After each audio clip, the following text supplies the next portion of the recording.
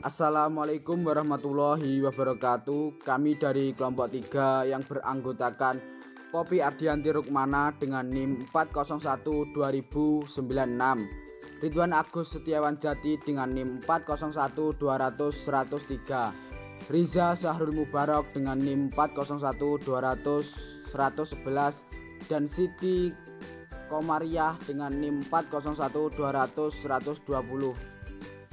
Di sini kami akan memaparkan hasil diskusi kami yang berjudul Wadiah, Rohen, dan Ijarah.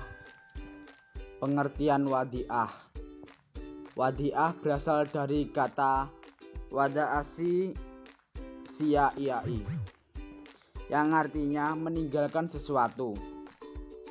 Sesuatu yang seseorang yang nasabah tinggalkan pada pihak lain, yaitu bank yang dimaksud, agar dijaga disebut wadiah. Karena orang tersebut meninggalkannya kepada pihak yang sanggup menjaganya. Secara harfiah, wadiah adalah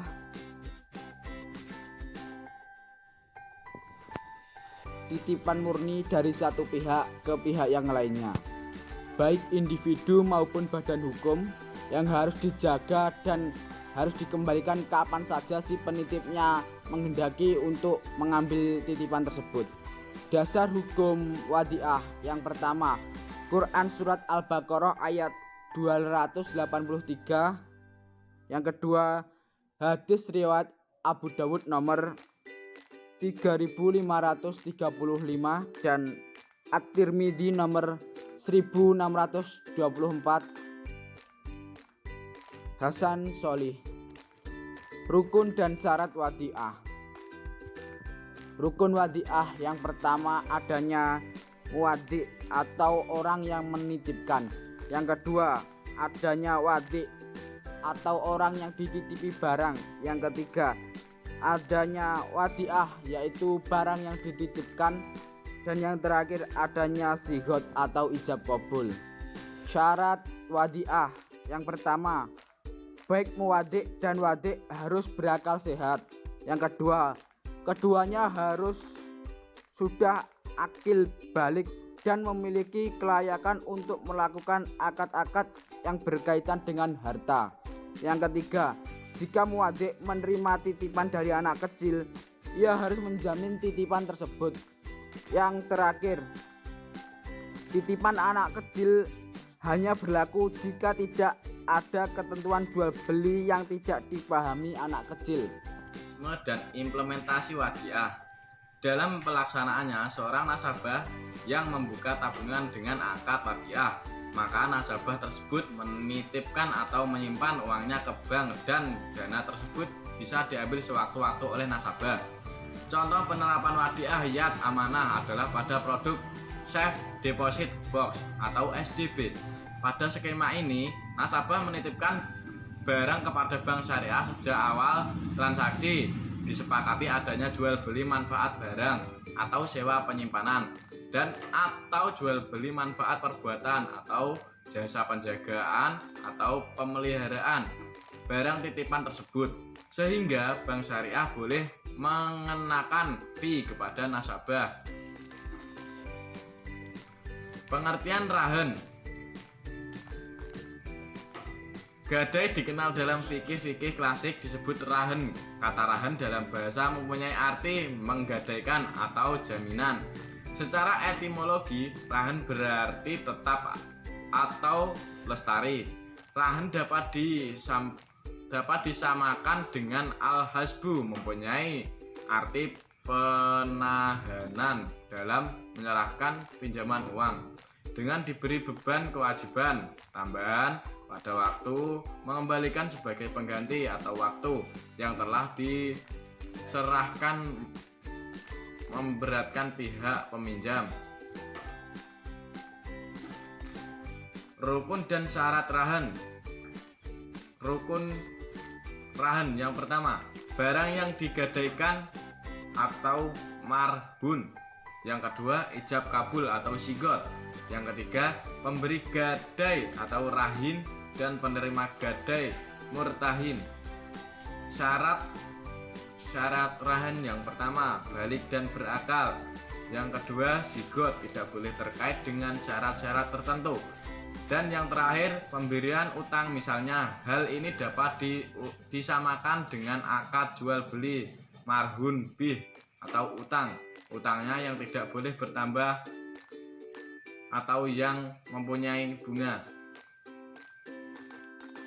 Mekanisme dan implementasikan.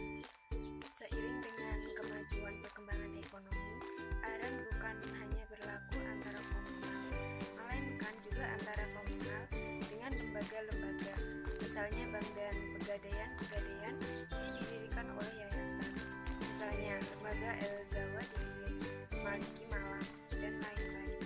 Untuk mendapatkan uang dari lembaga-lembaga tersebut, misalnya pihak El-Zawa juga menuntut barang jaminan seperti SK dosen sebagai jaminan atas uang gadai.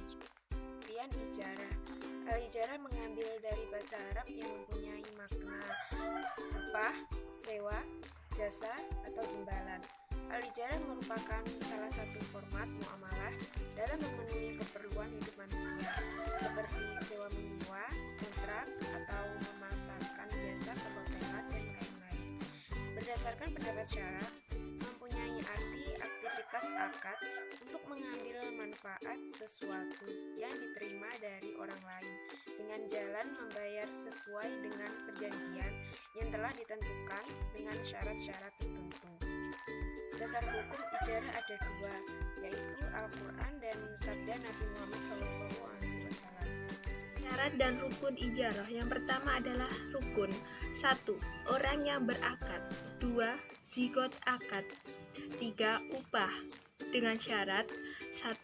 Jumlahnya diketahui secara jelas dan detail. 2. Pegawai harus seperti hakim, tidak boleh mengambil uang dari pekerjanya karena dia sudah mendapatkan gaji khusus dari pemerintah.